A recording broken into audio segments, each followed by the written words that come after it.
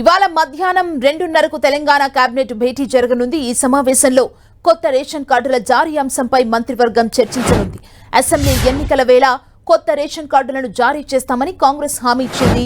ఇచ్చిన హామీ మేరకు అధికారంలోకి వచ్చిన కాంగ్రెస్ సర్కార్ కార్యాచరణ ప్రారంభించింది.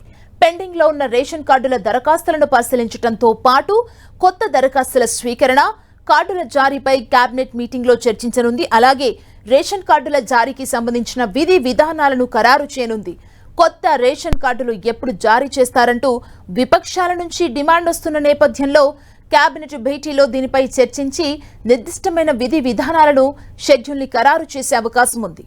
గతేడాది డిసెంబర్, ఈ ఏడాది జనవరి మధ్య నిర్వహించిన ప్రజాపాలన స్పెషల్ డ్రైవ్ లో వచ్చిన అభయహస్తం దరఖాస్తుల్లో కొత్త రేషన్ కార్డుల జారీ రిక్వెస్ట్లపై స్పెషల్ కమిటీ ఇప్పటికే లోతుగా అధ్యయనం చేసింది. దీంతో పాటు యంగ్ ఇండియా స్కిల్స్ యూనివర్సిటీ బిల్లుపై ఈ సమావేశంలో చర్చించనుంది. మరోవైపు హైదరాబాద్ అభివృద్ధితో పాటు మూసీ నది ప్రక్షాళన, మౌలిక సౌకర్యాల కల్పన, రీజనల్ రింగ్ రోడ్ నిర్మాణం, హైదరాబాద్ మెట్రో రైల్ ప్రాజెక్టు విస్తరణ తదితర పలు అంశాలకు సంబంధించి కూడా కేబినెట్ లో చర్చించే అవకాశం ఉంది.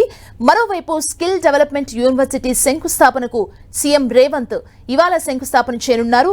ఈ వర్సిటీ కోసం రంగారెడ్డి జిల్లా కందుకూరు మండలం పంజగూడ గ్రామ పరిధిలో 57 ఎకరాలు కేటాయించిన ప్రభుత్వం నిర్మాణానికి సుమారు 100 కోట్లు ఖర్చు చేయనుంది.